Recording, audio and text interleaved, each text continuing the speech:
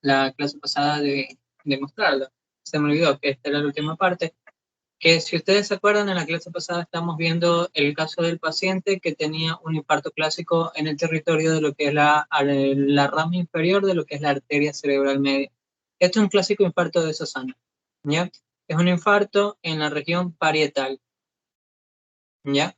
Entonces, ese es un clásico paciente que tiene un SB de arteria cerebral media en su rama inferior. ¿Se acuerdan que el otro paciente era más en esta zona? Cuando tú ves una imagen más de pérdida de la diferenciación de la sustancia blanca, sustancia gris, pero más en este territorio de aquí, eso es rama superior. Es más hacia frontoparietal, mientras que esta rama, este infarto que es más hacia pared occipital, más tiende a hacernos pensar de lo que es la rama inferior. Bueno, igual yo creo que ya eso dejamos claro en la clase pasada, de que rama superior y rama inferior, arteria cerebral anterior, ya deben estar claros cómo son las presentaciones clínicas. ¿Ya? Ok. Entonces vamos al siguiente caso. Entonces comenzamos con este casito de una mujer de 30 años que acude a emergencias por un cuadro, el cual inició hace 3 días con dificultad de la marcha, girándole ligeramente hacia la izquierda y chocando con las esquinas y paredes del lado izquierdo. El día siguiente presentó un cuadro disártrico, lenguaje atontado, para que no conozca, el cual se resolvió solo pocos tiempos después. La mañana de la admisión, ella refiere que su brazo izquierdo y su mano estaban débiles y torpes.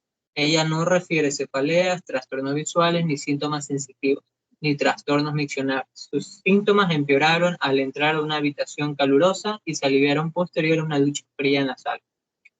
Examen neurológico, pares craneales normales, a excepción de disminución del pliegue nasolabial izquierdo. Tono aumentado en brazo izquierdo, fuerza muscular 4/5 en brazo y pierna izquierda.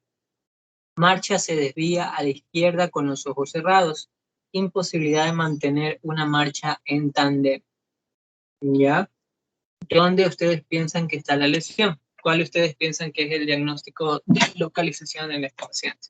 A nivel del cerebelo, lado izquierdo, por la marcha. Las personas que padecen daño en el cerebelo tienden a caminar y a desviarse al lado donde está la afectación. Ya, a ver, ahí dice síndrome cerebeloso. ¿Ya? Vamos a un punto. Síndrome cerebeloso. ¿Otra opinión? Vamos a poner amarillo, no me gusta. Amarillo como el sol. ¿Otra opinión? ¿O todos están de acuerdo con síndrome cerebeloso? ¿Está claro? Andrea dice. Yes.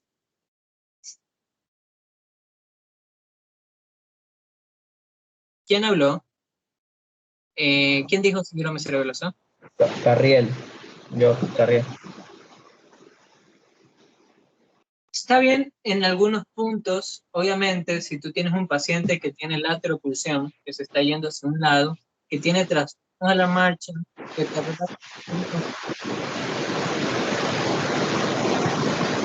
Perdón, se te cortó, parece. No te escucho. El audio. Ya, ok. Entonces, que tengan un aumento de la base de sustentación, lateropulsión y toda esta disartria te hace pensar tal vez en un síndrome cerebeloso. Pero la ataxia no siempre es sinónimo de un síndrome cerebeloso. Hay lo que se llama falsas ubicaciones de ataxia. Que bueno, eso es adelantarme un poquito síndrome cerebeloso, pero bueno, ya que lo metieron, ubicaciones de ataxia. ¿Por qué? Porque la vía cerebelosa no solo está a nivel de lo que es el cerebelo, sino de que sus ramas, sus vías se van hacia distintas partes de lo que es el sistema nervioso. Por ejemplo, la propiocepción viaja por lo que es los cordones posteriores. Entonces, cuando hay una lesión de los cordones posteriores en la médula, también el paciente tiene ataxia. Ese es un falso síndrome cerebeloso o una falsa ubicación de ataxia.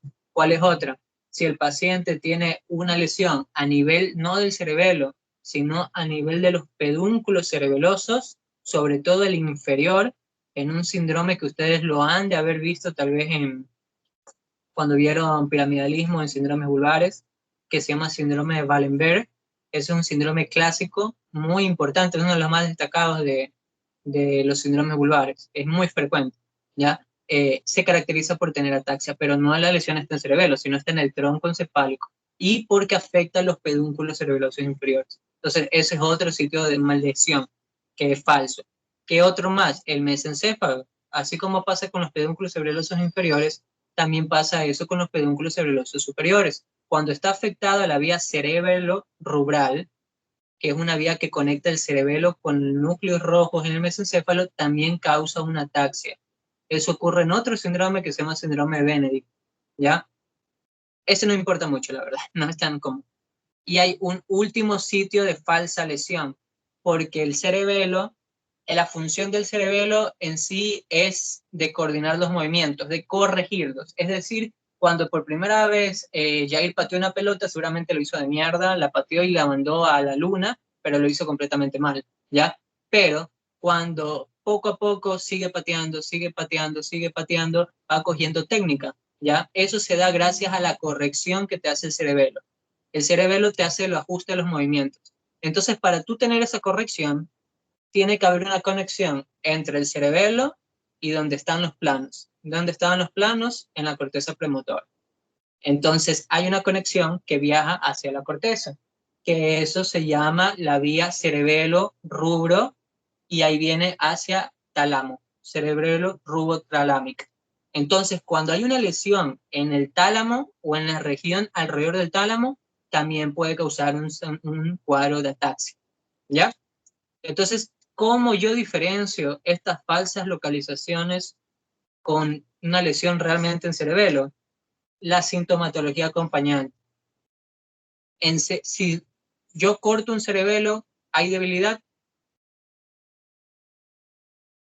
la vía piramidal baja por, por el cerebelo. No baja por el cerebelo. O sea, la clínica del cerebelo es netamente como en el equilibrio, pero no presenta, por ejemplo, como en este caso, no, se me pasó por alto lo de la paciente que tiene tono aumentado en brazo izquierdo y aparte tiene disminución del pliegue nasolabial. Ya Exacto. Tiene una paresia y eso no va a pasar cuando esté lesionado el cerebelo. Entonces, desde el punto de que tiene paresia, ya se quita de que es cerebelo. ¿Qué otro sitio dice? Los cordones posteriores. ¿El cordón posterior tiene algo que ver con la fuerza muscular? No, por ahí viaja la propiocepción. Entonces, tampoco puede ser medio. ¿Qué otra lesión tenemos? Pedúnculos cerebelosos inferiores. Por ahí está la vía piramidal, tampoco. Entonces también está eliminado. Igual eso no se hagan lío, no importa mucho porque eso lo van a ver en cerebelo cuando Byron de las falsas ubicaciones. entonces sería, como podría decirlo, otro diferencial sería un piramidalismo del lado derecho, ya que compromete fascio, braquio y fascio, braquio y crural. O sea, tenemos afectación de todo lo que es el lado izquierdo, tanto en la cara, brazo y piernas. Ya, es que es una, me parece, ¿ya? Solo que, o sea, este cuadro lo pueden coger de dos formas. Lo cogen como abordaje de cerebelo y abordaje de paresia, pero ustedes lo quisieron coger como abordaje de cerebelo, entonces yo le estoy yendo así, ¿ya? Entonces hay dos sitios donde hay ataxia que puede tener afectada la vía muscular. El más importante es a nivel de lo que es la cápsula interna. Miren, en ese sentido llegamos a cápsula interna, porque no cuadra el resto. Cordones posteriores no tiene nada que ver con la fuerza muscular. Pedúnculo inferior tampoco tiene nada que ver. El núcleo rojo puede tener síndrome de Merrick-Paresia, pero estos no son los criterios de síndrome de Merrick. Si el tronco está afectado, debe haber pares craneales. Entonces aquí no hay pares craneales que digan que estén afectados. Entonces tampoco parece el tronco. El sitio que hace más probable es a nivel de lo que es cápsula interna. Igual, les vuelvo a decir, no se hagan tanto lío en eso porque no es clase de cerebelo. Pero bueno, en ese sitio ya vayan buscando esto de falsas ubicaciones de ataques, que eso es importante, ¿ya? Para los diferenciales. Ahora, vamos a agarrarlo ya no desde el punto de vista de cerebelo, sino vamos a agarrarlo desde el punto de vista de una debilidad, de una paresia. Entonces tengo un paciente que tiene hemiparesia facio-braquio-crural. Tiene las tres tipos de paresias. ¿Es una paresia incongruente o es una paresia normal? ¿Parece incongruente o no? O sea, ¿te refieres si es una monoparesia o es una paresia completa eso? Incongruencia, sí, pero el término incongruente puede que tenga las tres, pero te estoy diciendo el Ya. caso como que el brazo está mucho más parejo que la pierna y la cara. Como que no te lo dice. El caso te dice que tiene la misma debilidad en brazo y pierna, que es 4/5, o sea, muy poco, y te dice que el facial está prácticamente bien, solo hay una disminución del pliegue nasolabial izquierdo, o sea, también la debilidad en cara también parece que es muy leve. Entonces te está diciendo más o menos de que el caso parece una paresia que es homogénea. Entonces es una hemiparesia que es congruente, ¿ya? Si fuera incongruente, ya saben, pensaríamos un poquito más en corteza. ¿Ya? Entonces, el punto de este caso, cuando nosotros vamos a agarrarlo como debilidad, como hemiparesia, es abordar ahora la hemiparesia. Entonces, ¿cómo se valora lo que es una hemiparesia? Una hemiparesia, la lesión puede estar básicamente en tres zonas, ¿ya? La una va a ser a nivel de lo que es, una forma más importante para diferenciarlos es dividiendo las hemiparesias en directa e indirecta, directa o alterna, directa o cruzada. Pueden escuchar a cualquiera de esos términos, hemiparesia cruzada, hemiparesia alterna, hemiparesia indirecta. Todo significa lo mismo. ¿Qué significa esto? Cuando tú tienes un paciente, puedes tener la debilidad del brazo, pierna izquierda, y puedes tener parálisis de la cara del mismo lado, de la hemicara derecha, izquierda. O puedes tener el paciente que tiene parálisis de la hemicara derecha, ¿ya? Entonces, la relación entre la paresia del cuerpo con la cara te hace pensar si es directa o es alterna. Alterna cuando la parálisis facial es distinta o alterna al sitio de la hemiparesia, ¿ya? Entonces, ahí es alterno. Alterna es facilito.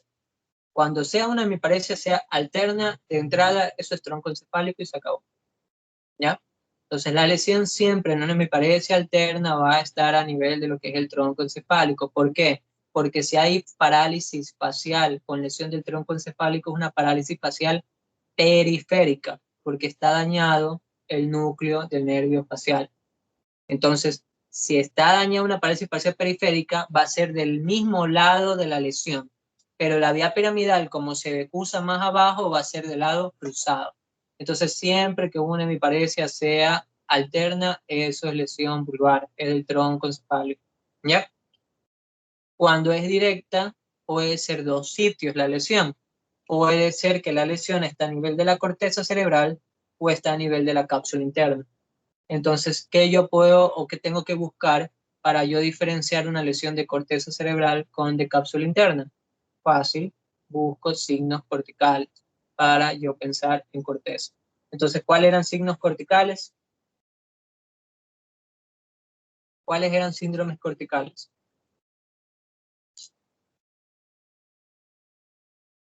Vamos, no se peleen por decirlo. Hay espacio para todo. Las afasias, las hemianopsias.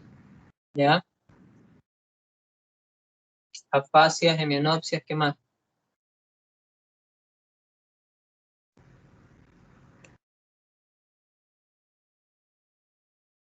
La paresia incongruente, ¿ya? ¿Qué más? La negligencia. ¿Qué más? Trastornos de la sensibilidad de tipo cortical. ¿Qué más? Eh, la fascia y los signos de liberación frontal, ¿ya? Entonces, tengo que buscar signos de corteza para yo pensar en corteza cerebral. Si un paciente no tiene ningún signo de corteza, o sea, este paciente está fásico o no está fásico, está disártrico, que es distinto, ¿ya? Eh, te dice grasping, prensión, te dice hociqueo, te dice algo de liberación frontal, no te lo dice caso. Te dice que hay una debilidad predominante en un miembro, no te lo dice, todo el lado está exactamente igual. Entonces, en base de esas cosas, no parece o no es sugestivo de que la lesión sea a nivel de lo que es la corteza cerebral, no pareciera, sino de que es muy orientativo, que es una lesión de cápsula interna. Una lesión clásica de cápsula interna es una lesión que tiene completamente igual la debilidad en todo un cuerpo. Eso siempre va a ser cápsula interna. Es lo muy, muy, muy, muy probable. Porque la cápsula interna, si ustedes se acuerdan, es un pequeño espacio donde se entrecruzan todas las fibras nerviosas y no solo las motoras, sino que también viajan las fibras que van ascendiendo hacia lo que es los ganglios de la base, hacia lo que es la corteza premotora, van descendiendo las fibras motoras y van ascendiendo las fibras sensitivas. Entonces, es una zona como aquí, que es chiquitita, o sea, es bien pequeñita, ¿ya? Pero en ese pequeño conducto, en este pequeña U, están viajando casi prácticamente todo lo más importante del cerebro. Entonces, una lesión en esa zona, aunque sea diminuta, normalmente causa un cuadro clínico muy grande, muy extenso, ¿ya? Eso pasa. Y la verdad es así porque, por ejemplo, de toda esta cápsula, que esto ya es prácticamente centímetros, chiquitito, la vía córtico-espinal viaja en ese óvalo de ahí. O sea, es más chiquitito para colmo. El resto, que esto es el abrazo posterior de la cápsula interna, el resto son fibras, por ejemplo, sensitivas. El resto de esta parte de aquí son lo que son las fibras cerebelosas, ¿ya? Entonces, en ese pequeño espacio están viajando todas esas vainas, están viajando un pocotón de cosas. Y en base de eso, un pequeño infarto, que puede ser de este tamañito, te puede causar una lesión extensa, ¿ya? Este tamañito, aquí parece grande, pero es de 1 o 2 milímetros en una tomografía. Entonces es muy chiquitito, ¿ya? Esos infartos, en esa característica, se llaman infartos lacunares, ¿ya? Eso lo van a ver en SB. Cuando hay lo que se llama microinfartos, infartos lacunares. Infartos lacunares es cuando un infarto tiene el tamaño menor de 1 centímetro, es chiquitito, ¿ya? Y eso normalmente ocurre en esta zona de aquí, porque la cápsula interna, si vamos a dibujar el resto del cerebro, es así el cerebro, ¿ya? Esto es bueno, vamos a hacer esto como que más grande. Esto es la cesura de Silvio, ¿ya? Entonces, por esta parte está pasando la arteria cerebral anterior, por esta parte la cerebral media y por esta parte la cerebral posterior. La cerebral anterior da pequeñas ramitas que llegan aquí, que se llaman arterias perforantes. Por aquí la cerebral media también da pequeñas ramas, que en cambio se encarga de irrigar al núcleo lenticular. Y lo que es la cerebral posterior da pequeñas ramas que se encarga de irrigar al tálamo. Esas arterias son diminutitas. Y cuando se atrofia esas arterias chiquititas, causa un microinfarto en esta zona. O sea, un infarto lacunar en esta zona, que es chiquitito, pero que las consecuencias clínicamente, vuelvo a decir, son muy extensas. Entonces, los infartos lacunares, en resumen, son causados por arterias o la lesión o la obliteración de las arterias estriadas. Son tamaños chiquitos, menos de 1 centímetro, y causan normalmente los síndromes lacunares. Hay 7 síndromes lacunares, pero los 4 más importantes son estos 4 de aquí, ¿ya? La hemiplegia motora pura, la hemianestesia pura, el síndrome hemisensitivo motor y lo que es la hemiparesia atáxica o la hemiparesia mano-torpe, que también le llaman, ¿ya? ¿Qué corresponde a estos de aquí? Hemiplegia motora pura es un paciente que este es el cuerpo,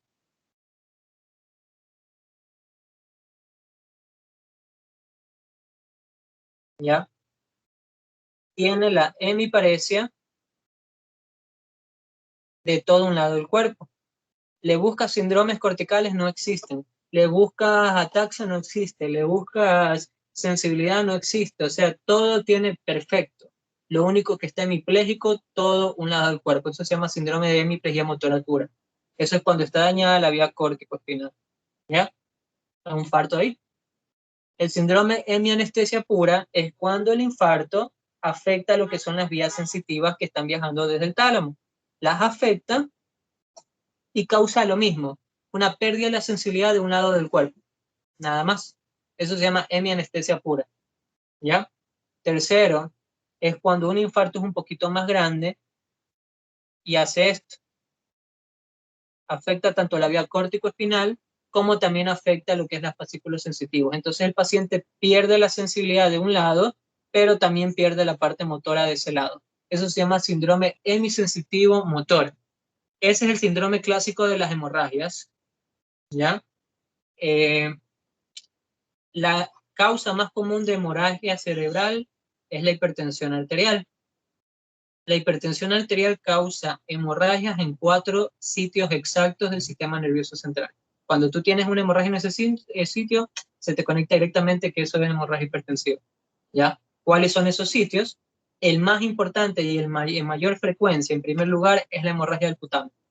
Entonces, aquí esas arterias pequeñitas que vieron, una revienta y comienza a formar un sangrado, y ese sangrado comienza a bloquear lo que son las fibras de la vía córtico-espinal y bloquea también lo que es la parte sensitiva. Entonces, ese paciente comienza con un cuadro de cefalea, comienza con un cuadro de vómitos y con un cuadro progresivo de paresia más hemianestesia. Progresivo porque en cuestión de horas esto se hace plejía y el paciente en cuestión de horas ya tiene pérdida de conocimiento porque la hemorragia sigue creciendo y el paciente va a tener más y más hipertensión endocraniana. Bueno, entonces eso es el cuadro clásico de las hemorragias, las hemisensitivos motores, ¿ya? Un infarto lacunar también lo puede causar, pero para que tengan puesto, ¿ya? Y el otro es el que tiene el paciente, es un cuadro en el cual el paciente tiene una debilidad de un lado del cuerpo porque está afectada la vía córtico-espinal, pero también está afectada lo que es el brazo anterior de la cápsula interna. El brazo anterior de la cápsula interna viajan las fibras del cerebelo, ¿ya? Entonces, como se va afectando estas dos componentes, este sitio sí te causa un cuadro de hemiparesia más ataxia. Y voilà, ahí está el sitio de la lesión del paciente. ¿Ya? Entonces, grábense eso de ahí. Prácticamente una hemiparesia más ataxia solo la encuentras en ese sitio. Porque un síndrome de Benedict sería muy desgraciado en ponértelo, porque no me gusta mucho. ¿Ya? Ya van a ver síndrome de Benedict. Cuando ustedes vean síndromes truncales, tiene que haber un par craneal afectado. Este paciente no tiene pares craneales afectados. Entonces, este cuadro más sugerente es de cápsula interna. Vamos con lo que es la alterna. ¿Ya? ¿Está claro lo que es la parte de la cápsula interna? Ya. Vamos a lo que es la alterna. La alterna, como les dije, el síndrome más frecuente y prácticamente es el único diferencial que van a tener siempre, es troncoencefálico. La lesión está en ese pequeño pedazo de lo que es el tronco encefálico. Ahora, la cosa en ese sitio es ubicar en qué piso se encuentra la lesión. La lesión está en el piso 1 bulbo, piso 2 puente o piso 3 mesencéfalo. Entonces, ahí está la tabla que ustedes vieron de los síndromes vulvares, ¿ya? Esos síndromes vulvares hay millón, no recuerdo ni cuántos son realmente en total, pero se puede decir que los síndromes más frecuentes están resumidos ahí, quitando Wallenberg, porque Wallenberg no causa paresia, no causa plejía, por eso no está en ese cuadrito. Ya este es el diferencial de los que causan paresia. Y como el nombre lo dice, la afectación debe estar en la parte más anterior para causarte paresia.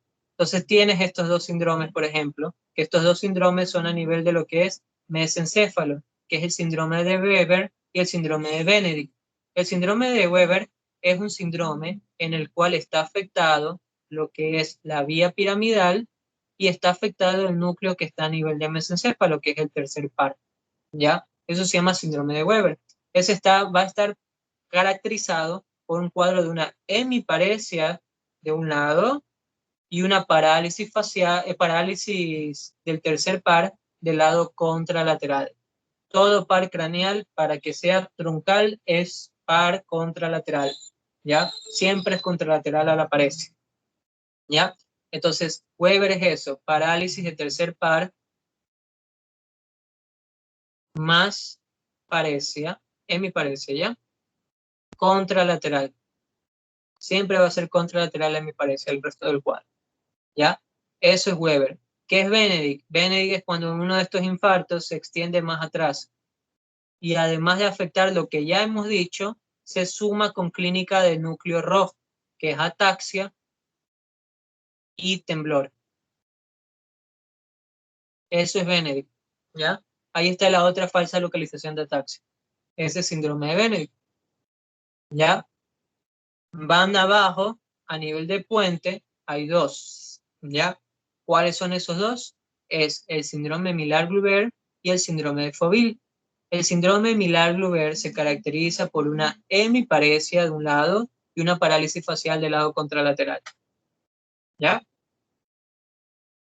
Porque a este nivel está el núcleo del séptimo par, ¿ya? Entonces, si vengo esto, infarto este lado, va a afectar lo que es la vía piramidal y va a afectar también lo que es el séptimo par. Entonces tiene parálisis del séptimo par más lo que es hemiparesia contralateral. Siempre en tronco todo es contralateral. ¿Ya? Foville es cuando esto se extiende y afecta la salida del sexto par. Entonces, además de esto, tiene parálisis del abducens. Eso es Foville. Se acabó esto de aquí. Síndrome de Dejerine es un síndrome en el cual está afectado lo que es, ay, me fui a médula, no ha tenido los tres cortes. Bueno, supongamos que aquí está el bulbo, ¿ya?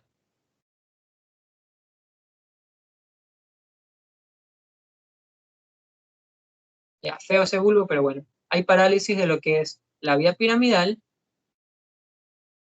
y afectación de un núcleo que está aquí, que es el núcleo del doceavo par.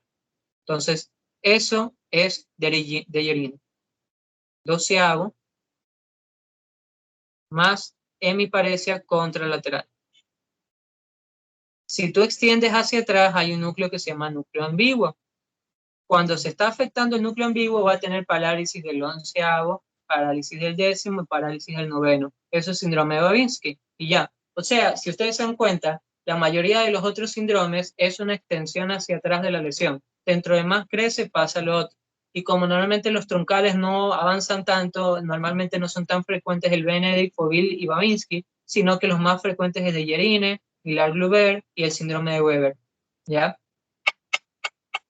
De estos, solo Weber, sí, porque ninguno de los otros nunca he visto, la verdad. Solo vale.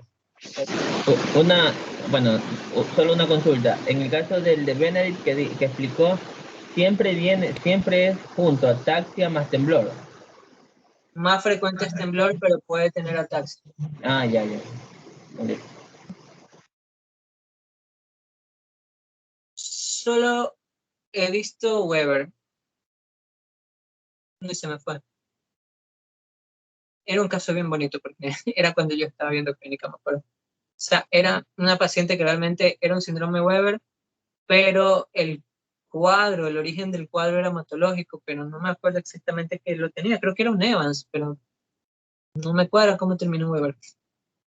Bueno, ese es el punto. De los síndromes vulvares, los únicos que he visto, a ver, el que más se ve es Parinaud, ¿ya? Ese es primero sobre todos. Solo que eso no tiene nada que ver con preamelismo y por eso no se lo pone. Pero el Parinaud, como tiene que ver mucho con las hidrocefalias, tú la vas a ver siempre en los Parinauds. De ahí viene, creo que serían el Weber o Wallenberg, que son los únicos que he visto. Pero bueno, ya. Entonces, estos son los síndromes, son repasarlos. Lamentablemente, eso es un poquito también memoria. Aunque yo cojo el razonamiento de irse hacia atrás para acordarme un poco mejor lo que son los otros síndromes y no tener que memorizármelos tanto. ¿Ya? Ya les vamos a mostrar una tablita que va agregando. Entonces ahí se hace más fácil, según yo, se hace más fácil así aprenderse los síndromes. Pero igual, en la moraleja normalmente es que al menos tengo ubicado de que la lesión está en tronco. ¿Ya? Y bueno, o sea, si tercer par está dañado, no me vas a decir que la lesión está en vulva, pues, o sea, no me estás diciendo tal vez que es Weber, no te sepas el nombre, pero tú sabes que la lesión está en mesencéfalo. Entonces ya eso ya es ubicarse bien, ¿ya? Entonces, por lo menos, obviamente, si me sé los pares craneales, sé ubicar dónde está la lesión, ¿ya? Bueno, una pregunta, ¿y qué opinan de esta paciente? Déjame ver qué decirte, ya venía la resonancia. ¿Qué opinan de esta paciente? ¿Cuál ustedes piensan que es su diagnóstico? O sea, ya decimos que es una lesión en cápsula interna, que es del lado derecho y que tiene un síndrome lacunar que se llama síndrome de hemiparesia ataxia, ¿ya? Ese es el diagnóstico de localización. ¿Cuál ustedes piensan que es, por ejemplo, el diagnóstico etiológico? ¿Alguno tiene una idea? Eh, para que se dé dentro de la cápsula interna, siendo tan pequeñas las arterias ahí, creo yo en una diabetes, una hipertensión arterial. Ya, ahí estás adelantándote a de que es un infarto. Ah, ya. O sea, hay muchas causas. Yo sé que la mayoría, es que el infarto es por gracias a quien prácticamente se aprendió bien cómo diagnosticar la lesión, ¿ya? Eh, Fisher fue un neurólogo que se encargó todos los días de estudiar solo infartos. Y él ubicó millón sitios de lesión, ¿ya? Él, y esto es gracias a los infartos. Él es prácticamente el padre de lo que es el manejo de estos diagnósticos, ¿ya? Y eso se da porque los infartos te pueden ocurrir en cualquier sitio, entonces te puede causar afectación de distintos territorios. Pero no necesariamente no es el diagnóstico en todas las cosas. Por ejemplo, existen un millón de otras lesiones que pueden afectar la cápsula interna o los ganglios de la base. Tuberculosis, metástasis, lesiones ocupantes de espacio, eh, puede ser también, por ejemplo, una hemorragia intrapericamatosa. O sea, no digo que esto sea, pero digo que, o sea, hay millones de otras lesiones que pueden causar todos los diagnósticos de localización que hemos visto. No necesariamente son infartos, ¿ya? Por ejemplo, en ella, una mujer de 30 años que se infarte está un poco raro. O sea, tiene 30 años y ya se infartó. Como que no me cuadra algo ahí. ¿Ya? Entonces no estaría tan de entrada hasta que tenga la neuroimagen de decir que es un infarto. ¿Ya? Además, aquí hay un síntoma, hay una frase que si este es un caso de Mir o cualquiera de esos, ya te dice cuál es el diagnóstico. Sus síntomas empeoraron al entrar a la habitación y se aliviaron posterior a una ducha fría. Esa línea te dice el diagnóstico final. ¿Ya? ¿Alguien sabe qué es eso?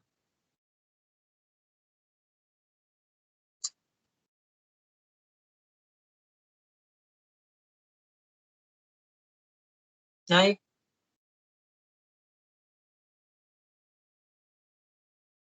No sé si lo vayan a ver, ese tema, pero ese tema se llama esclerosis múltiple, ¿ya?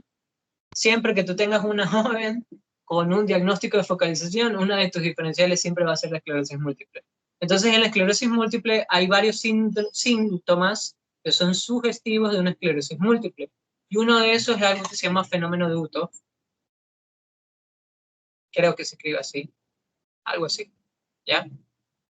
Que ese fenómeno se refiere a que el paciente, cuando lo pones a un calor intenso, el paciente, su sintomatología neurológica se exacerba, ¿ya? Eso se llama fenómeno Uthoff. La esclerosis múltiple, hay relatos de pacientes que, por ejemplo, se meten a una tina caliente y al meterse a la tina caliente comienzan a tener lo que es la amaurosis de un globo ocular, ¿ya?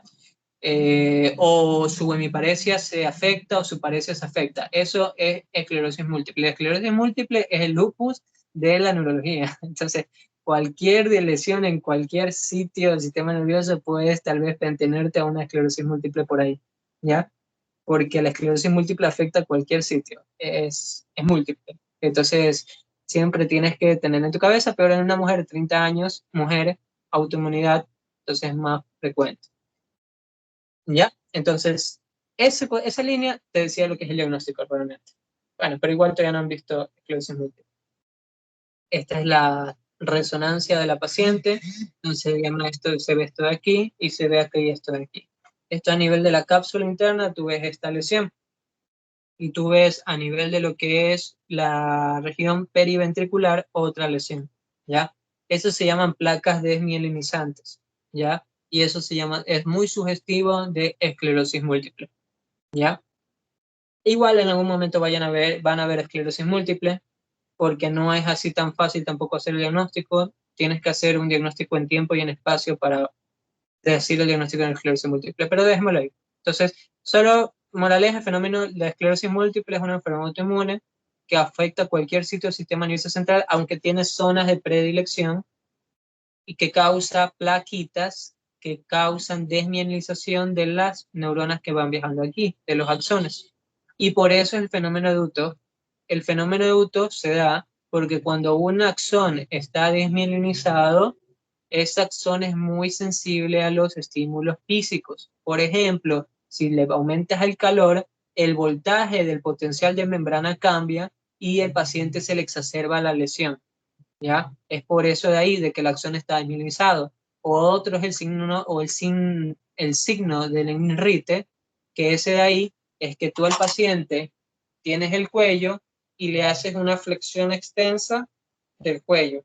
Entonces, al estirar el axón que está viajando por aquí, eso le va a causar como corrientazos o disestesias.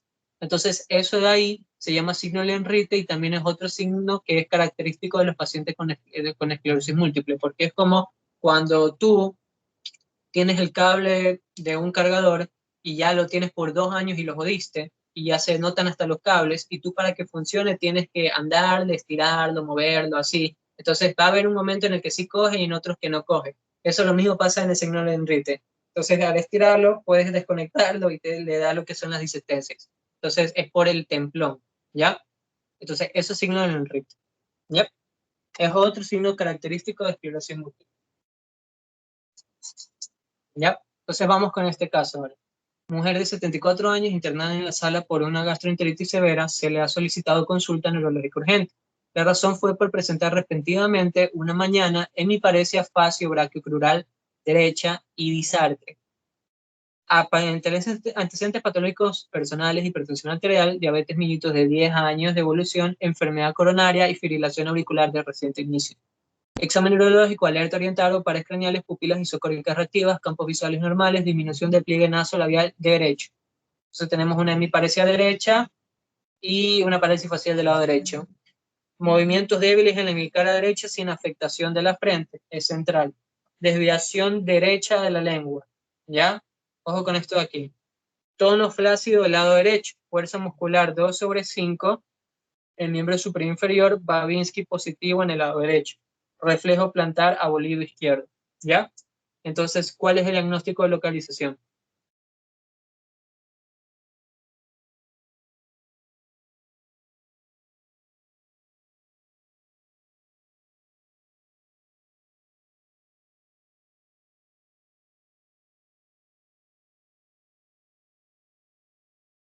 Es,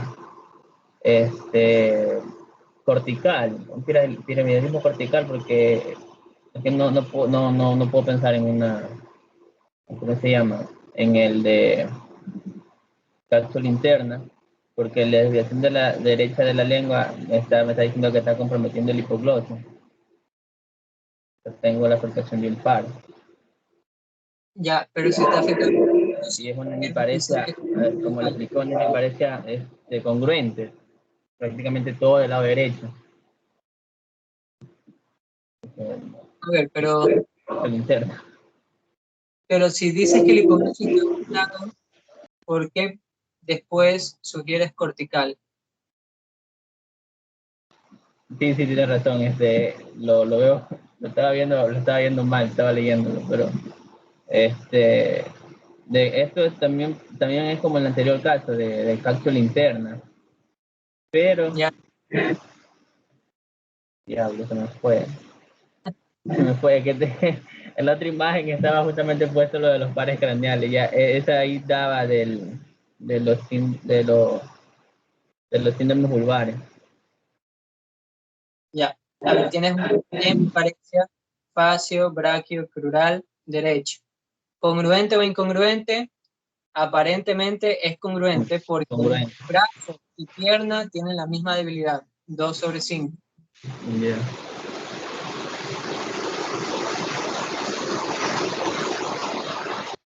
Dos, ¿qué más tiene el paciente? Tiene disartria,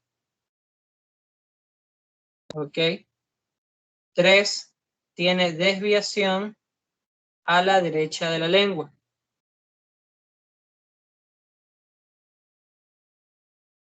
4, tiene Babinski.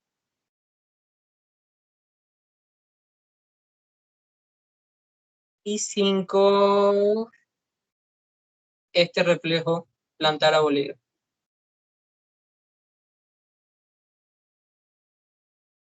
Nunca paro bola, pero también puse unos reflejos un poquito más exaltados ahí. Y pongo aquí reflejo 0. Esto se da primero porque es diabético, entonces por eso tiene los reflejos plantar abolidos. Según Babinski, me hace pensar en una lesión de neurona motora superior que tiene acompañante, que eso ya lo sabemos porque estamos hablando de piramidalismo. Entonces eso ahorita no nos importa, eso ya lo vimos lo que es la clase pasada. Entonces vamos a estos 3 de aquí. Esto es un punto muy fácil de confundirse. ¿Por qué? Porque tú dices, la lengua está desviada, tiene lesionado el hipogloso. Entonces, es troncoencefálico. Entonces, eso es muy fácil decirlo, porque dices, tiene una lesión de un par craneal, ¿ya? Pero no hay congruencia, porque, o sea, ¿cómo me vas a explicar que tienes una lesión a nivel del bulbo y tiene parálisis facial? El facial está mucho más arriba, que ya terminó todo el facial, ya no tiene nada que ver. Entonces, no hay explicación en eso de ahí, primero que nada. Segundo, ya lo dije hace rato, solo tienen que consolidarlo. Cuando una lesión es de tronco, los pares craneales son contralaterales, Entonces tiene desviada la lengua a la derecha, del mismo lado que toda la lesión. Entonces eso no está dañado el hipogloso. Lo que está dañado es la vía por la que está viajando la información al hipogloso. O sea, la lesión está por encima del tronco. O está en cápsula interna o está en corteza, pero no está en tronco, porque la lesión de los pares craneales es ipsilateral a la hemiparesia. Es directo, todo es directo. Entonces, vuelves a lo que es el caso de acá. Cuando tú tienes un paciente con clínica de directa, el paciente es supratroncal. La lesión está en la corteza o está en la cápsula interna, ¿ya? Si tú tienes un par craneal contralateral, ahí tú piensas en un alterno. Entonces, tienes la parálisis facial. ¿De qué lado? Del mismo lado que la parálisis del cuerpo. Tienes la parálisis de la lengua. ¿De qué lado? Del mismo lado de la parálisis del cuerpo. O sea, todo es directo. Y te lo explico así. Aquí está. ¿Ya? En la corteza están las fibras de la lengua, tongue, ¿ya? Entonces, si hay una lesión en corteza o una lesión en la cápsula interna, las dos lesiones te pueden dar clínica de desviación de la lengua. La diferencia, vuelvo a decir, con una parálisis de lengua por hipogloso es que la lengua se desvía hacia el lado contralateral. Todo par craneal cuando esté lesionado va a ser lado contralateral. Verán, lo anotan, lo repiten, lo anotan y lo anotan como Bart Simpson, pero tienen que quedársele claro eso de ahí, ¿ya? Si yo lo voy a pensar en tronco encefálico, si el par craneal afectado está del lado contralateral. Si no, no hay que pensarlo, ¿ya?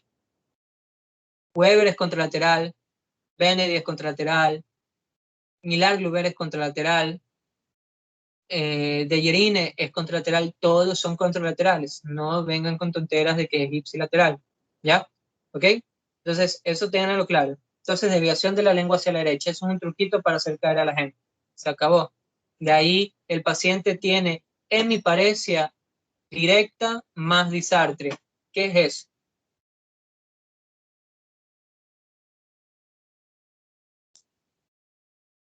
Corteza o cápsula, ¿cuál me voy? Por cápsula interna. Cápsula interna, porque cuando yo tengo corteza versus cápsulas, tengo que buscar síntomas o signos corticales. ¿Tiene paredes incongruentes? No tiene. ¿Tiene afasia? No tiene. ¿Tiene mianopsia? No tiene. ¿Tiene liberación frontal? No tiene. Entonces no tiene clínica de cortical. Es un paciente que tiene una clínica simple, una clínica de cápsula interna. ¿Ya? Cuando la corteza esté afectada, va a tener mucha clínica el paciente. Va a tener muchas cosas con que jugar. El paciente no tiene nada. ¿Ya? Este es el paciente, este sí, es un paciente de 74 años, hipertenso, diabético, con enfermedad coronaria. El paciente es un paciente que te va a infartar en cualquier momento, que te puede ser por la fibrilación, un ateroembólico, un cardioembólico, o te puede ser una enfermedad de pequeños vasos. Entonces, por cualquier lado ese paciente se te iba a infartar en cualquier momento, tiene demasiado riesgo cardiovascular, ¿ya? En el cerebro, ¿qué afecta más, la hipertensión o la diabetes? ¿Qué es un factor de riesgo peor para el cerebro? La hipertensión. Corazón, lo más grave es diabetes. En el cerebro, lo más grave es hipertensión. La hipertensión tiene un riesgo mucho más elevado que la diabetes en causar una enfermedad cerebrovascular. ¿Okay? Claro con eso. La hipertensión te causa tanto enfermedad de pequeños vasos que se infartan como en ella, o te causa hemorragias hipertensivas. Entonces, la hipertensión es mucho más seria. ¿Ya? Entonces, este es un paciente, este es una difusión. Ustedes ya vieron, se supone, creo, imágenes, entre comillas. No sé si vieron con Chi, no sé con quién habrán visto, pero supone que deberían saber algo neuronal. Pero bueno, esta es una secuencia de difusión. En esta secuencia se ve una imagen de restricción de la difusión.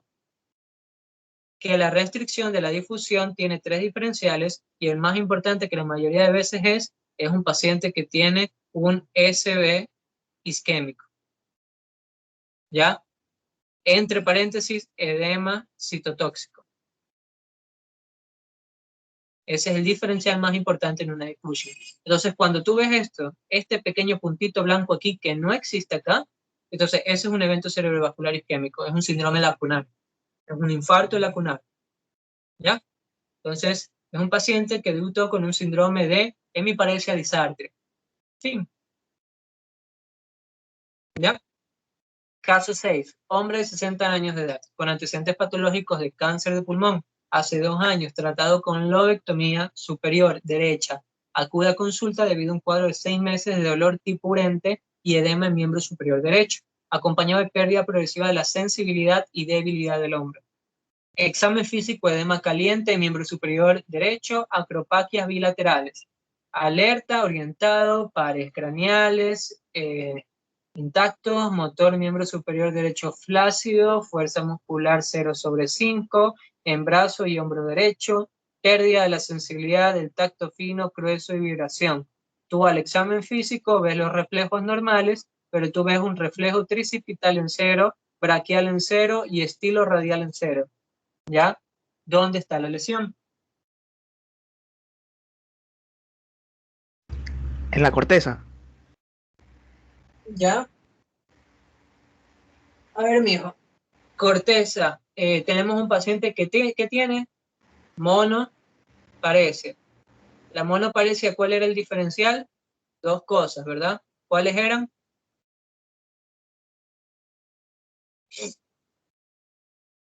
Corteza cerebral y el segundo diferencial era nervio periférico.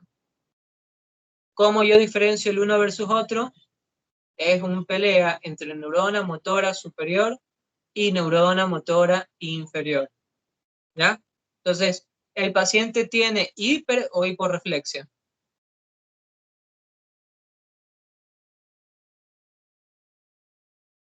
¿Tiene hiper o hiporreflexia?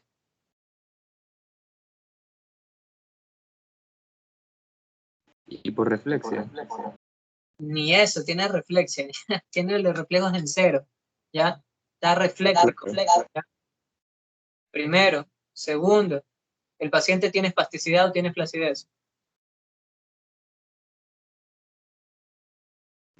Está flácido. Flacidez. Tercero, el paciente tiene... y no me van a decir, no, es que tal vez está de luto. Tiene 6 meses con este cuadro. ¿Ya? Entonces, ¿es un paciente que tiene clínica de neurona motora superior o tiene clínica de neurona motora inferior? Inferior. Entonces, apliquen el algoritmo hasta que se les grabe de memoria, ¿ya? Hasta que ya lo tengan integradito en el chip y ya lo hagan prácticamente sin pensar. Entonces, este paciente tiene clínica de neurona motora inferior. Entonces, el paciente, la lesión no está en corteza, está en un nervio periférico. Relaciono con el cuadro clínico. El paciente tiene antecedente de una lobectomía superior derecha. ¿Por qué le habrán hecho esa lobectomía? Por un cáncer de pulmón. O sea, parece que era un pancreas, más o menos. Estaba en vértice. ¿Ya? Entonces, tiene ese cuadro y cuando uno interviene o opera esa zona, es muy fácil llevarse algo. entonces se puede llevar al paciente el plexo braquial. Entonces, ese paciente es un paciente que le habían pausado eso. De hecho, tiene edema caliente en miembro superior derecho. O sea, también se llevaron lo que son el drenaje ganglionar, y seguramente lo hicieron, obviamente, pues, por el cáncer, ¿ya? Entonces, tenía también un linfedema del lado derecho. Entonces, hay una relación, pues, o sea, si el paciente tiene lesión del linfedema y tiene antecedente de aquí, ¿qué tiene que ver con corteza? No tiene. Entonces, también hay que agarrar, no solo de memoria el abordaje, sino también agarrar lo que es el cuadro clínico del paciente, o sea, ver los detallitos que siempre te ayudan a tener ese olor a gol, ¿ya? Entonces, este paciente es fácil. Entonces, ese paciente, aquí está la radiografía, todo esto le fue volado, ¿ya? Y el paciente lo que tenía es una lesión de lo que es el plexo braquial, ¿ya? Entonces, ese es el cuadro clásico de lo que es nervio periférico. Simplemente no hay nada que decir ahí. Son normalmente monoparesias y es buscar clínica neurona motor inferior. Siempre que tenga un paciente clínica neurona motor inferior, eso es nervio periférico, fin, se acabó. No hay nada que saber de eso. Ya, ya. Caso 7. Creo que este es el penúltimo. Hombre de 22 años, extraído de emergencia por sus amigos por un cuadro de pérdida de movimiento. Es el antepenúltimo. Y la sensibilidad en sus miembros inferiores. En la sala de emergencias, al examen neurológico, se aprecia un tono flácido y fuerza muscular 0/5. A través de las extremidades inferiores, disminución del tono rectal, ausencia del reflejo bulbo cavernoso, límite sensitivo a nivel de T10 a todas las modalidades sensitivas. Babinski positivo. Niega un antecedente de caída y no se evidencian signos de traumatismo. ¿Dónde está la lesión?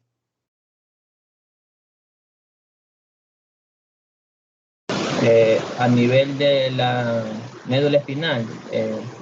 Parece que fuera a nivel medular. Ya, A exacto. nivel de la médula. Ahí vamos al siguiente diferencial. ¿Cuáles son los diferenciales en un paciente que tiene una paraparesia? ¿Dónde además de médula puede ser? En corteza. Sí, pero es muy raro.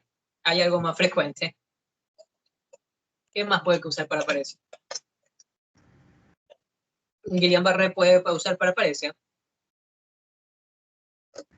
Sí, Sí, creo. y justamente inicia de abajo. Guillain-Barré. ¿Cuál es el diagnóstico de localización en un Guillain-Barré?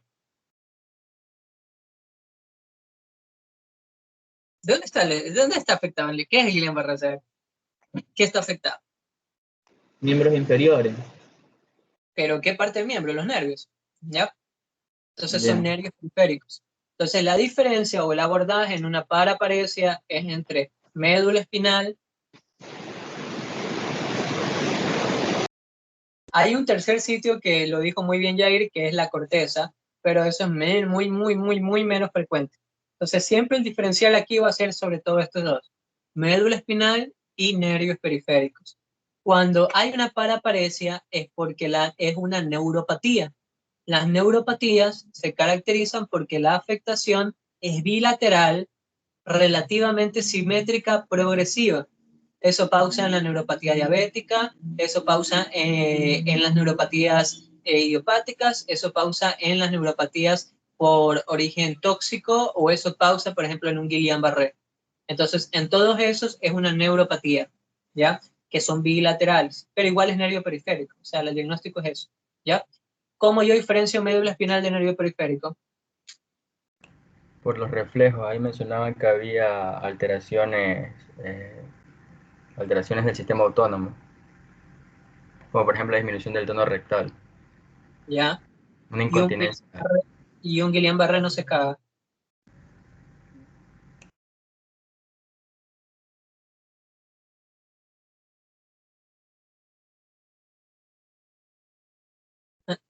O sea, ya, pero, o sea, ¿qué más? ¿Qué más? ¿Qué más? Digan, digan. Está bien.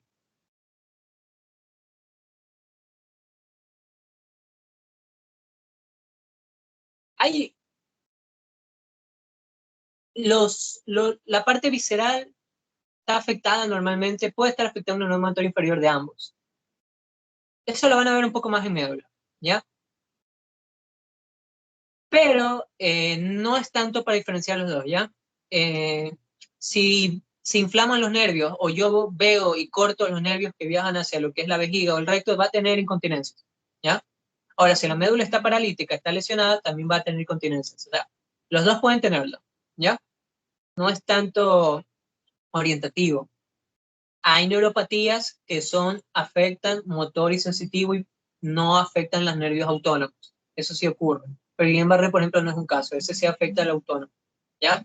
De hecho, el Guillain-Barré no se muere casi por la parálisis. Se muere porque el paciente tiene una disfunción autonómica grave y el paciente puede entrar en arritmias, puede entrar en paros respiratorios porque el sistema autónomo se le aloca. Entonces, es una de las causas más de mortalidad en el Guillain-Barré, ¿ya? Pero bueno, nos estamos yendo a otro lado. Hay otra frase. ¿Qué es esto de aquí?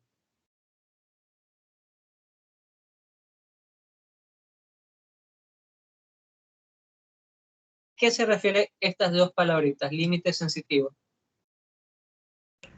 El lugar hasta donde el paciente tiene sensibilidad, hasta el nivel que tiene. Eso es médula, ¿ya? Cuando un paciente tiene un límite sensitivo, eso es médula, ¿ya? El límite sensitivo es un paciente que tiene como siente, él dice, tiene como un cinturón donde siente hormigueo, siente todas esas cositas, y por debajo de ese cinturón no siente, y por encima de eso siente normal. Eso es un límite sensitivo, y eso es médula, ¿ya? Eso no es neuropatía. La neuropatía no es tan exacta. Se riega de manera simétrica, va escalando así un Guillain-Barré asimétrico, ¿ya? Y el Guillain-Barré no afecta tanto sensitivo, de hecho, pero o sea, otra neuropatía sí, ¿ya? Pero la médula, cuando se la corta, tiene ese límite exacto, sensitivo, que en este paciente es a nivel de T10. ¿Dónde está T10?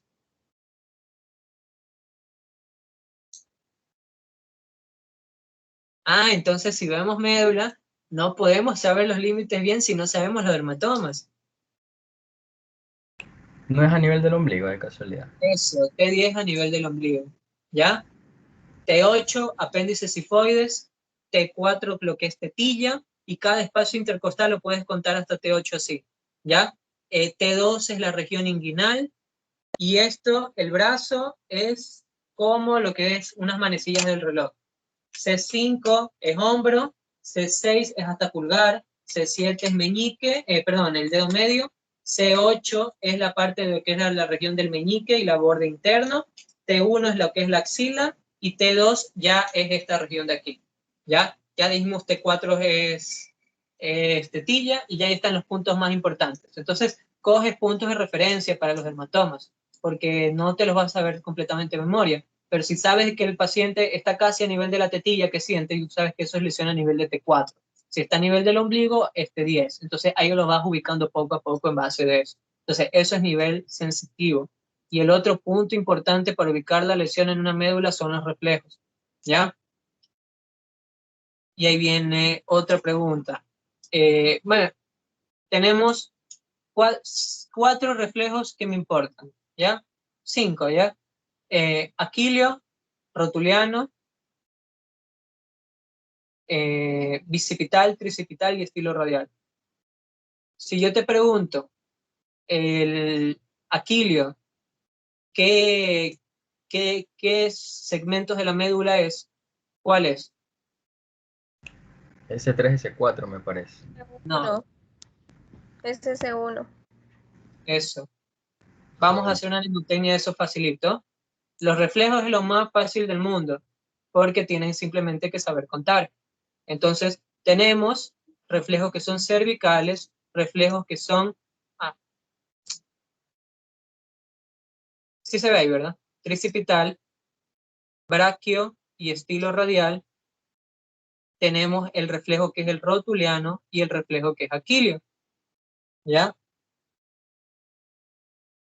Y esto es contar 1, 2, 3, 4, 5, 6, 7, 8. Aquilio es S1, S2, rotuliano es L3, L4, bicipital y estilo radial es C5, C6 y tricipital es C7, C8, ¿ya? Entonces, ahí ya sabemos lo que son los reflejos.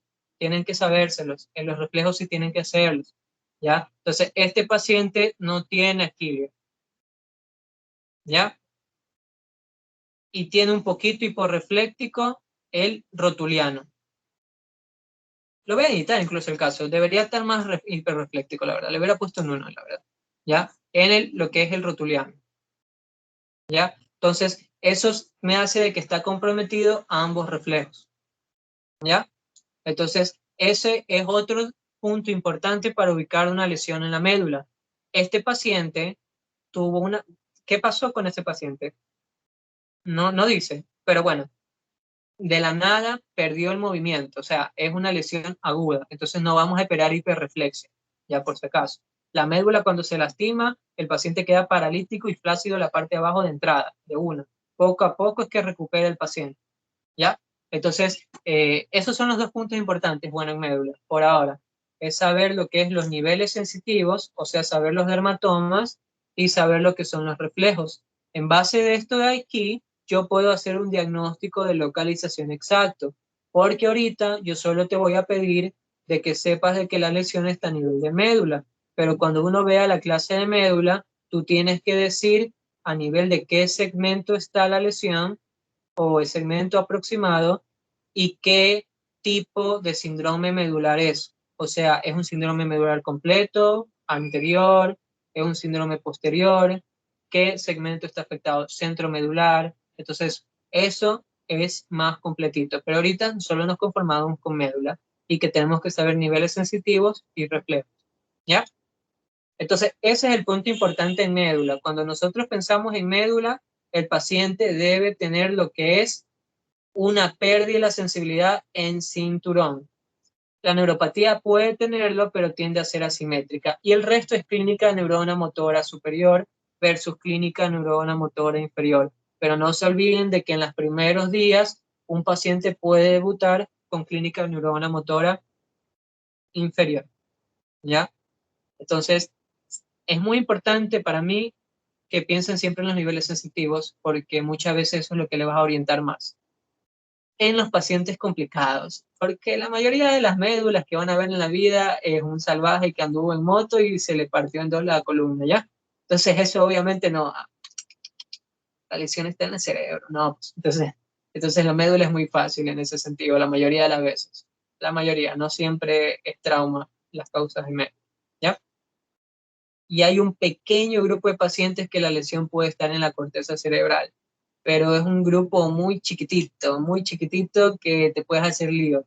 ¿Y cómo vamos a pensar que la lesión esté en la corteza cerebral?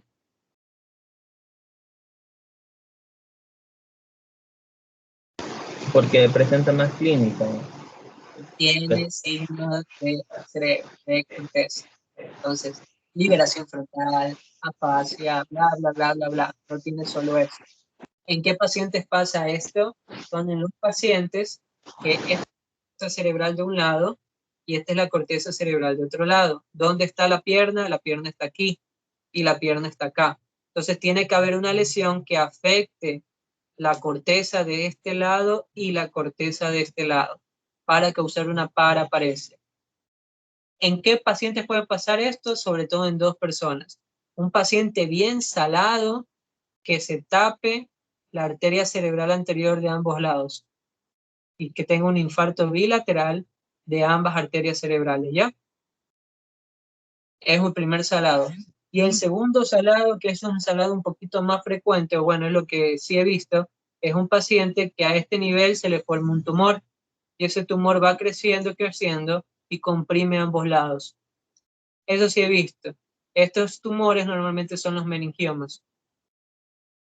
Entonces puede tener un meningioma que cause esta clínica, porque comprime ambos partes internas de los hemisferios. En esos pacientes pueden tener clínica de corteza cerebral, pero no es frecuente. La mayoría de las veces la paraparesia está aquí. ¿Ya? Este es el paciente. El paciente, bueno, ahorita no es clase de esto, es una mielitis transversa. ¿Ya? Eso déjenlo ahí, no nos metamos en líos en el medio. Caso 8. Un hombre de 45 años sufrió un accidente automovilístico a la edad de 18 años, con fractura en C2 y C3. Estas fracturas provocaron una cuadriparesia, la cual ha mejorado gradualmente. En los recientes años, él tiene aún dificultades para la marcha. En los últimos años, él ha desarrollado un dolor y parestesias en los hombros, que han avanzado siendo un poquito más severo en el brazo izquierdo. Cuando yo le hago el examen físico a este paciente, yo encuentro una fuerza muscular 2/5 en los brazos y una fuerza muscular 4/5 en las piernas. Estos hallazgos son peores de los que habían sido en años previos. Hiperreflexia bilateral, Babinski en pies, sensibilidad disminuida en hombro y brazo derecho, vibración normal. Te lo voy a poner ahora sí porque a veces no me lo entienden tanto este caso. Es un paciente que tenía 4/5 en brazos y en piernas, hasta hace pocos años en el que la debilidad en brazos cayó, ¿ya? Y ahora es 2/5. Y la de las piernas se mantiene en 4/5, ¿ya? ¿Dónde ustedes piensan que está la lesión?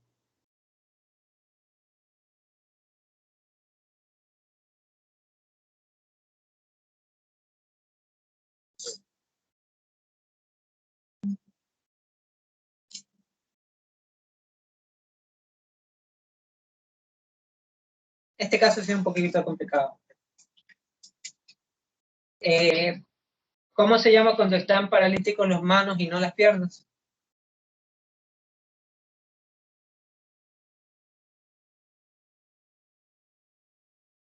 Paraplegia.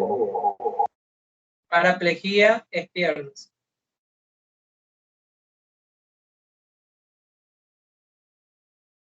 Ahora, cuando es brazos y no es piernas, ¿cómo se llama? Diplejía braquial. Diplejía, ¿ya? El término diplejía se lo trata a limitar a cuando la afectación solo es en brazos y no en piernas. Y paraplegia se habla cuando el paciente, la afectación está en las piernas y no en los brazos. Entonces, es un paciente de que está teniendo que tenía una cuadriparesia por un trauma de médula, que ha mejorado, pero ahora el cuadro es una disparesia o una diplejía, como quieres decir, pero mejor sería una disparesia. Entonces, ¿cuál es el abordaje de una diplejía? Una diplejía no tiene otro sitio que no sea este de aquí, que sea la médula espinal, ¿ya? En un síndrome que se llama síndrome centromedular, es uno de los 6 síndromes medulares. Un síndrome especial en el que las piernas no están afectadas, pero los brazos comienzan a ponerse plégicos. Ese fenómeno se llama preservación sacra, ¿ya? ¿Por qué ocurre esto? Porque hay una regla en neuroanatomía que es que en toda parte del cuerpo, yo creo que esto ya lo dije, en toda parte del cuerpo del sistema nervioso central, la parte de más arriba, la parte de los brazos o la región de los segmentos cervicales está más hacia interno y la región sacra está más hacia externo. Eso se cumple en cualquier parte del sistema nervioso central, menos en 2 sitios. A nivel de lo que es el fascículo de Golgi-Burdach, donde eso es sacro es más interno y cervical es más externo, y a nivel del homúnculo. La pierna es más interna y el brazo es más externo. Son los 2 únicos sitios donde eso es en ese sentido. El resto, si ustedes se dan cuenta, se como que gira en que se invierte y baja en sentido opuesto, ¿ya? Entonces, en este fascículo que es el córtico espinal, más interno están los brazos y más externo están las piernas. ¿Qué pasa si ocurre un tumor que comienza a crecer en el centro de la médula y va comprimiendo el fascículo córtico espinal? ¿Qué creen que va a afectarse primero, los brazos o las piernas? Brazo, porque va de cervical hacia sacro. Eso se llama preservación sacra, ¿ya? El sacro, los segmentos de las piernas no están afectados. Se afecta lo que es la parte de los brazos porque es más interno. Y eso solo ocurre en este síndrome centromedular. Entonces, cuando tú tengas una diplejía, eso de entrada es médula y es exactamente este síndrome centromedular. ¿Cuál es la causa de un síndrome centromedular? Los tumores, ¿ya? Hay un tumor quístico que se forma en los pacientes con trauma de médula, que es este de aquí. Este es T2, lo líquido es blanco, y este es T1, lo líquido es negro. ¿Ya? ¿Cómo se llama ese tumor? ¿Alguien no sabe ese nombre? Ese es el ependimiento. Siringomiélico, ¿no? Mielia. Es una siringomielia postraumática. Y ya. Eso es un síndrome centromedular. Entonces, en diplegia lo importante es que es médula.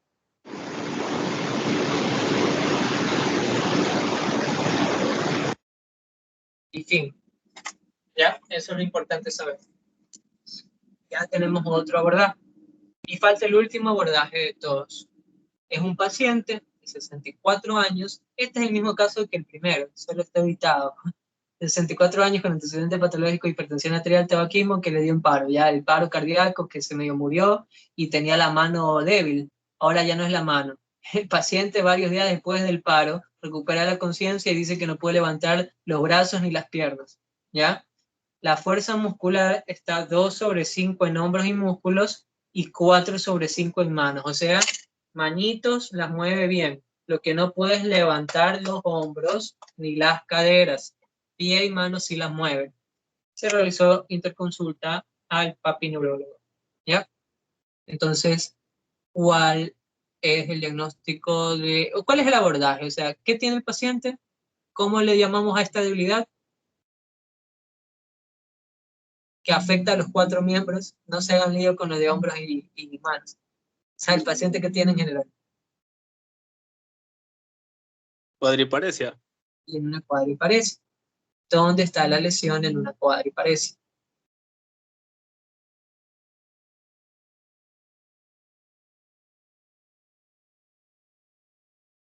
¿Dónde puede estar? O sea, Medular. ¿Ah? A nivel medular. A nivel de médula, ¿dónde más?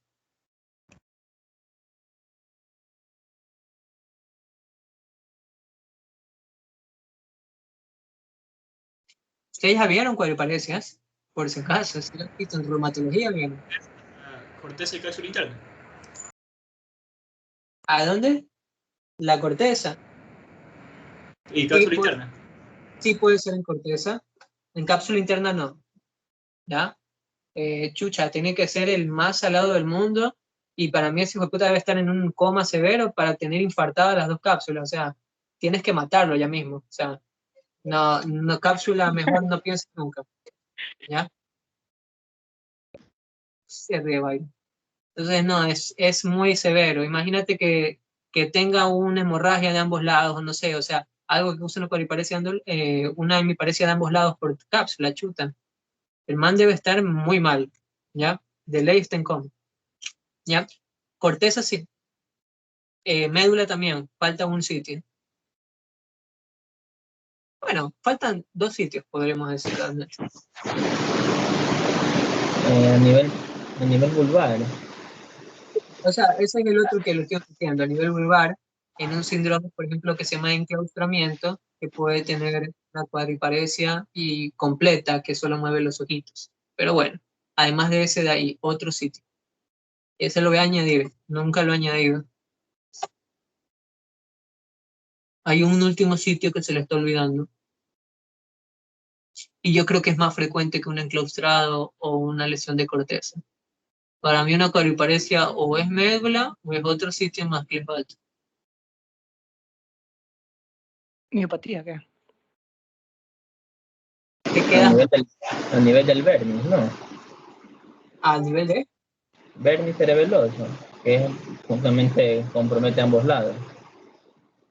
No sé de dónde más. No te entendí lo de vértice de qué. Vermis, a nivel del vermis. Ah, sí, pero o sea, ¿qué te refieres? ¿Del cerebelo? Pero no, pues el cerebelo no tiene nada que ver con la diaplicidad. Para que comprometa ambos lados. No, No. están omitiendo algo muy importante que es la neurona motora inferior. Puede ser también Guillain-Barré. Sí, un Guillain-Barré te causa una cuadriparesia, neurona motora inferior. Y no se limiten a eso. Cuando nosotros decimos unidad neurona motora inferior, la neurona motora inferior es un complejo que cuando se ve esa clase se ve que la lesión puede estar en 4 sitios, ¿ya? Puede estar a nivel del cuerpo de la neurona motora inferior, puede estar a nivel del axón, puede estar a nivel de la placa neuromuscular y también se considera neurona motora inferior como complejo al músculo. Entonces, una enfermedad muscular me puede causar cuadriparesia porque es enfermedad de neurona motora inferior, ¿ya? ¿Qué enfermedades musculares conocen? Una rhabdomiólisis. Rhabdomiólisis, ¿qué más? Una miastenia gravis. ¿Ah? Miastenia gravis, sí. Sí, miastenia. Romato, Una polimiositis. polimiositis, miopatías inflamatorias, ¿ya? ¿Qué más? Que estaba relacionado con vasculitis de la arteria temporal. Polimialgia reumática, ¿qué más?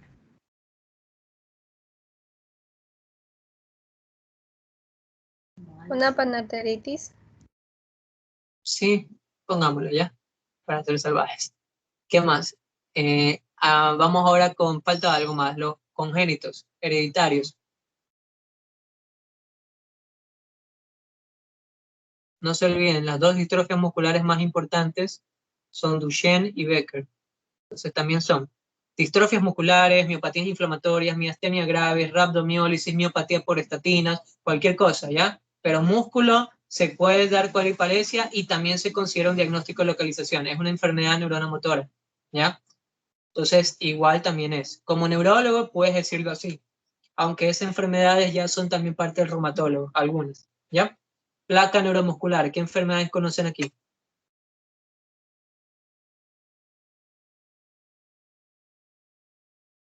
Dijimos mal miastenia gravis. No sé por qué lo pusimos ahí, perdón. Error mío. Bueno, miastenia gravis, ¿qué más?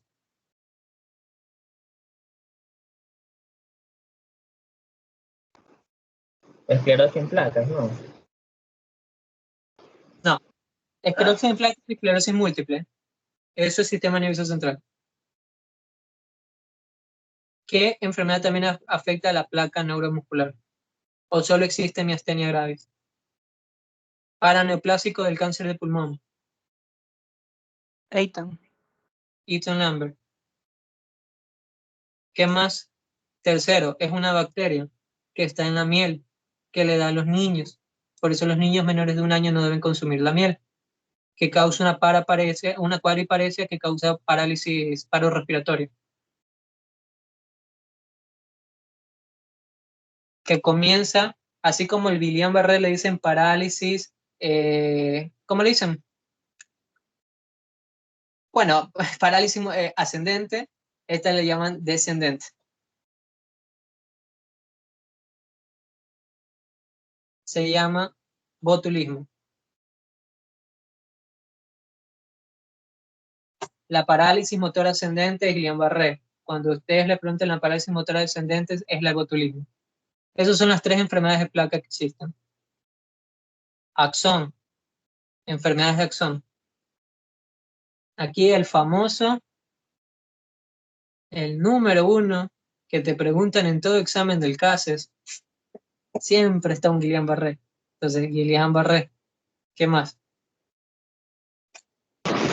Esclerosis lateral amiotrófica.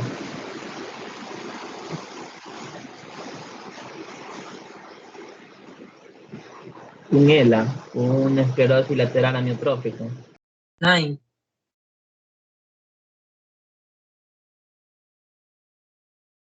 No es lo mismo cuerpo que axón. Cuando está muerto el cuerpo, ahí es el ELA. ¿Ya? El ELA es una placa fibrosa que ocurre en las astas. ¿Ya? Eso es en el cuerpo de la neurona. Cuando es axón es cuando está afectado el nervio. Enfermedades que afectan el nervio. ¿Cuáles? Guillain-Barré. Polirradiculopatía. ¿Qué más afecta el nervio? la neuropatía diabética, cualquier neuropatía, ¿ya? Neuropatías, traumas, cortes, lesión del radial, lesión del mediano, eso es lesión a nivel de axón. Y a nivel de cuerpo, ahora sí, para terminar, lesión de cuerpo. Además de Lela, ¿qué otra enfermedad es famosísima? Famosísima por causar parálisis flácida aguda. La primera causa de parálisis flácida aguda hasta los años 60, 70, 80, por ahí 80 creo, no sé, ¿ya? Era una enfermedad infecciosa que se llamaba Poliomielitis. poliomielitis. Entonces la poliomielitis se caracterizaba por matar el cuerpo neuronal, ¿ya? Porque era una inflamación de las astas anteriores del médula. Entonces poliomielitis. Entonces parálisis flácida aguda, sinónimo es poliomielitis. Que tal vez veamos alguna con las antivacunas ahora y con el COVID, que ya que la gente casi no ha ido a vacunarse. Entonces, tal vez quién sabe, ¿ya? Entonces, poliomielitis, ELA, cuerpo. Esta es la lista que tengan para axón, esta es de placa y esto es músculo, ¿ya? ¿Ok? Entonces, el resumen es que todas estas enfermedades pueden causar cuadriparesia. Esto puede ser una polimiositis, o esto puede ser una dermatomyositis, puede ser Guillain-Barré, puede ser cualquiera de estas cosas, ¿ya? Yo les pregunto, si yo voy a diferenciar entre una lesión neurológica de una miopatía, ¿cuál afecta más la parte distal y cuál afecta más la parte proximal?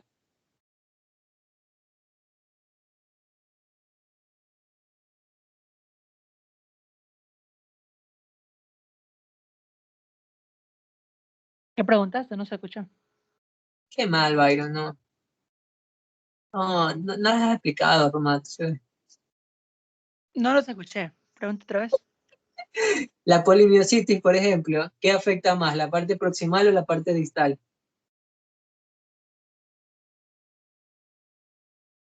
Sí les dije eso. No, la plaga que les enseña, le hice un cuadrito de cómo diferenciar neurológico con muscular. No, pues loco, no me están estudiando. No hay animación. Yo les había puesto un cuadrito que decía patrón neurogénico, patrón miopático. El patrón neurológico, por ejemplo, un Guillain-Barré, una enfermedad neurológica, la debilidad de predominio es distal, en manos y en pies. Los patrones miopáticos, la afectación sobre todo es en hombros y caderas. O sea, una polimialgia reumática, una polimiositis, una dermatomyositis te pueden mover bien los dedos, ¿ya? Pero el peinarse, el subir una escalera, el levantarse de una silla, eso le causa problemas a un miopático, ¿ya? Entonces, esta debilidad es más característica muscular, sinceramente, es más característica muscular. Entonces, vamos a resumir.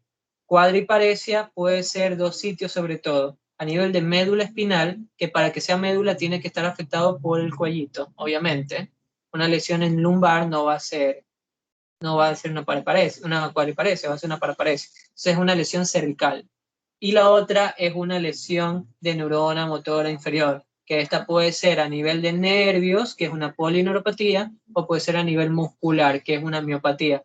¿Cómo yo diferencio las dos? Porque la polineuropatía es distal. La miopatía es proximal. Y hay un último sitio de la lesión, que es la corteza cerebral. La corteza cerebral puede te dar una cuadriparesia cuando se pudre toda la corteza, pero o sea, ¿qué tan malo tiene que ser el infarto para pudrir todo? Eso pasa en un grupo de pacientes. La arteria cerebral media viaja por aquí, la arteria cerebral anterior viaja por aquí y la arteria cerebral anterior viaja por aquí. Y ellas están dando sus ramas aquí. La viaja así ya. Y ella da sus ramas aquí y ella da sus ramas aquí. Da sus ramas aquí y da sus ramas aquí. Da sus ramas aquí, da sus ramas aquí. Vamos a poner ahí. ¿Ya? Yo les pregunto, en una situación en la que el paciente no le llegue flujo sanguíneo al cerebro, ¿qué parte de la corteza ustedes piensan que se muere primero?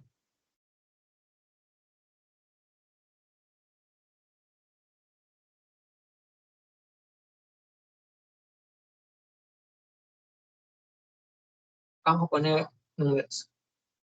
A, 1, B, 2, 3.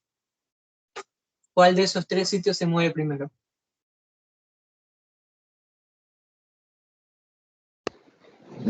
Se moriría primero la 1. Esa iría de afuera hacia adentro. Ya. Dentro de más cerca esté del tronco, más sangre le va a llegar. ¿Ya? Pero este territorio de aquí es un territorio que apenas está irrigado por las ramitas más pequeñitas de ambas zonas. Entonces, esta zona netamente es una zona de isquemia fácil, porque es una zona que solo las ramitas más chiquititas de ambas arterias, troncos, llegan a ella. Lo mismo aquí, entre arteria cerebral media y posterior. Entonces, eso provoca un infarto que se llama infarto de aguas territoriales, porque la zona de división entre el territorio o la frontera entre la arteria cerebral media y la anterior es la zona que más fácilmente es afectada. Entonces, toda esta zona, como le llega poca agüita, esta zona va a irrigar máximo esto de aquí, pero la agüita ya no va a llegar a lejos, pues es como una costurería. Ya no va a irrigar esa zona, pues si está demasiado lejos. Y lo mismo la de acá, si esta ya casi no le llega, también solo va a irrigar esto de aquí, pero esta parte va a estar seca y esa parte se te pudre primero, ¿ya? Entonces el infarto ocurre más en el territorio del 2. Si yo corto esto, así, shock, y yo lo veo así, yo te pregunto, esto es la pierna, este es el brazo y la mano, y esta es la cara, ¿ya? Esto era 1, esto era 2, perdón, esto era 2 y esto era 3. ¿Qué zona se te murió primero? La zona que está irrigando lo que es el tronco, el hombro y el muslo. La pierna sigue intacta y la mano sigue intacta. ¿Ya? Entonces, porque aquí está la arteria cerebral anterior y esta es la cerebral media. Y la irrigación se hace cada vez más chiquitita, más chiquitita, más chiquitita. Y acá igual, más chiquitita, más chiquitita. Esta es la zona muerta. Entonces, el paciente que tiene un paro cardíaco, un paciente que tiene un shock séptico, un paciente que tiene un shock hipovolémico horrible, un paciente que estuvo al borde de la muerte y prácticamente ese cerebro no le llegó sangre por minutos, el paciente puede desarrollar un infarto de aguas territoriales. Entonces, el punto más importante para sospechar este infarto, ¿cuál va a ser? El antecedente. ¿Cuál es la clínica de este paciente? Parecia en muslo y parecia en hombros, ¿ya? Eso se llama síndrome del barril, ¿ya? Porque es como un paciente que dice que se siente en un barril porque no puede mover los hombros ni los muslos, pero puede mover las manitos dentro del barril, ¿ya? Eso se llama síndrome de barril y eso es clásico de Cortés. Entonces, este paciente con el antecedente que tenía era clásico de Cortés. Esta es la zona muerta y esta es la zona que está isquémica, ¿ya? Y llegamos al último caso, que este caso es un poco divertido para mí siempre, porque me gusta escuchar esta opinión de aquí. Un hombre de 52 años es referido a consulta neurológica por debilidad y dificultad de la marcha. El trastorno de la marcha lo presenta desde hace 6 meses atrás, pero en periodo hace 2 meses, impidiéndole levantar el piso. Un mes atrás su debilidad empeoró afectando sus brazos y manos, impidiéndole realizar su trabajo como carpintero. Él además refiere constantes calambres en sus piernas, espasmos en sus brazos, pupilas histocóricas reactivas, aumento del tono bilateral en ambas extremidades, fasciculaciones continuas en las 4 extremidades, atrofia de músculos interóseos de la mano, debilidad 4/5 en miembros superiores, 3/5 en miembros inferiores. Signo Hoffman positivo. ¿Dónde está la lesión?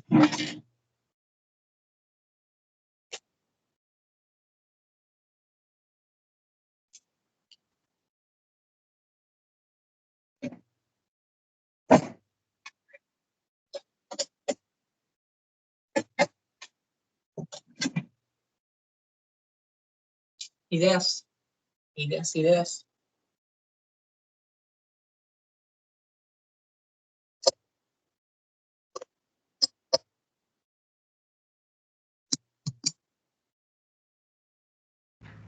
Las fasciculaciones no podrían indicar motoneurona inferior.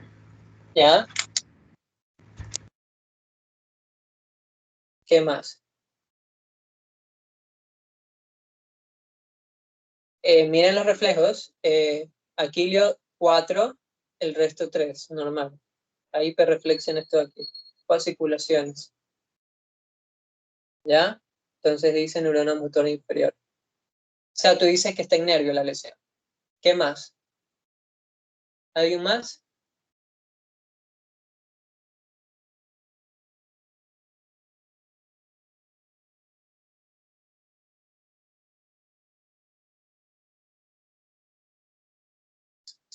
¿Qué líneas de este caso pelean os pueden tumbar tal vez el diagnóstico de Zoila? ¿Qué va en contra de neurona motora inferior? El signo de Hoffman positivo puede ser Ya uno. tiene Hoffman positivo. ¿Qué otra cosa puede pelear?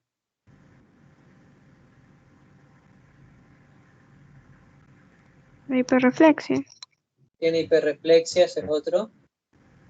¿Qué otra cosa puede pelear? Hay un tercero que le está faltando.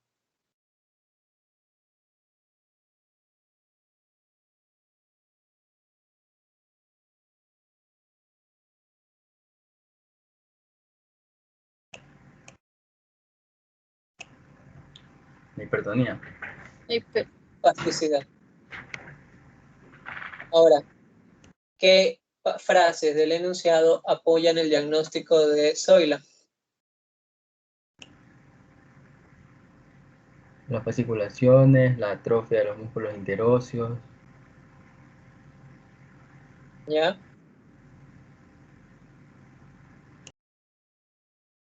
Yo creo que nada más. Y entonces, ¿en qué quedamos? ¿Es enfermedad de neurona motora superior o es enfermedad de neurona motora inferior?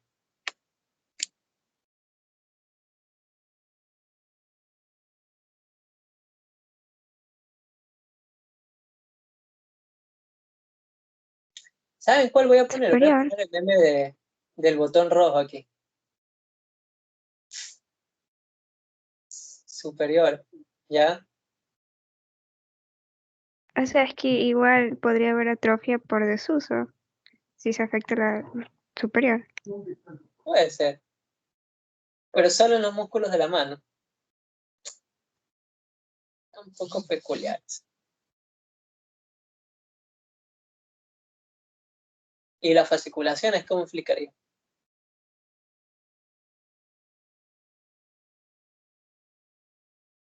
Ahora les pregunto algo. ¿Existe alguna enfermedad neurológica que su cuadro clásico, su estándar de presentaciones que tiene una mezcla de enfermedad motora superior con inferior?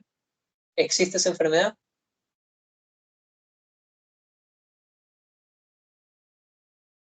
¿La han escuchado? No es la esclerosis Él sí, lateral. Eso. él sí la ha escuchado. Se llama esclerosis lateral amiotrófica. ¿Ya? La esclerosis lateral amiotrófica se caracteriza porque tiene una mezcla, su cuadro clínico, de enfermedad de neurona motora superior más enfermedad de neurona motora inferior, sin ninguna causa que la explique. ¿Por qué digo esto? Porque yo puedo tener un paciente con una ACV, que tiene una hemiparesia, tiene hiperreflexia, tiene Babinski y todo, pero es diabético. Y el diabético tiene arreflécticos los aquilios. Y me dirá, no, es una esclerosis, tiene neurona motora superior e inferior. No, pues, o sea, la diabetes explica eso. Pero si tú no tienes una causa que explique y tiene una mezcla de neurona motora superior versus inferior, eso es clásico, una esclerosis lateral amiotrófica. Este cuadro le gusta mucho al doctor. Y es muy, muy clásico este cuadro, esto de aquí. Atrofia de los músculos de la mano, de la eminencia tenar y de los músculos interóseos. Es clásica que la atrofia sea ahí, ¿ya? Esta enfermedad es una enfermedad neurodegenerativa que se caracteriza porque esa enfermedad le da la maldita gana de solo joder la vía piramidal.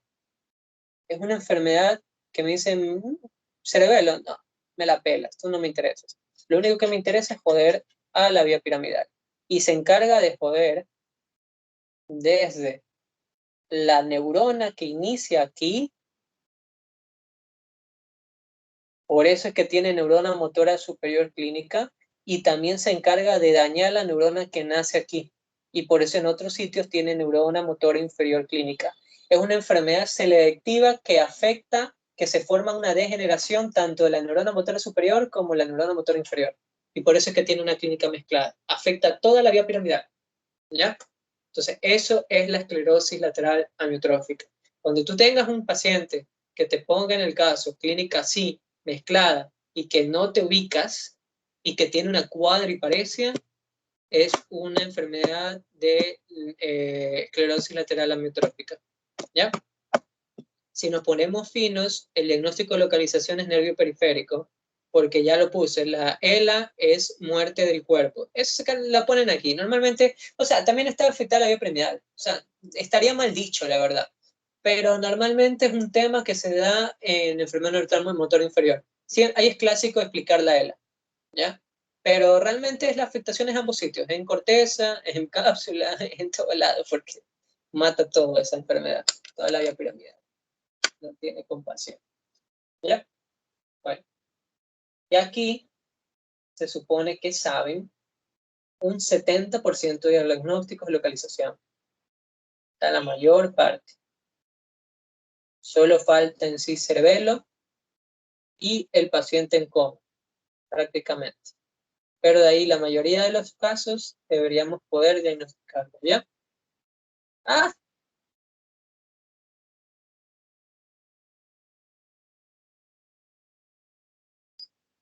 se me desconectó por gusto, perdón. Bueno, chicos, espero que repasen esto de aquí. Verán que esta clase es muy, muy, muy importante. Ya ahí ya tienen que tener bien ubicadas las cositas, ¿ya? Entonces repásenla bien, porque sea lo que sea que les tomen, siempre van a poner el diagnóstico de localización en todas las preguntas de los casos de las enfermedades. ¿Ya? Entonces, bueno, buenas noches, chicos. Creo que Byron los va a esperar otro día con otra clase que quiera.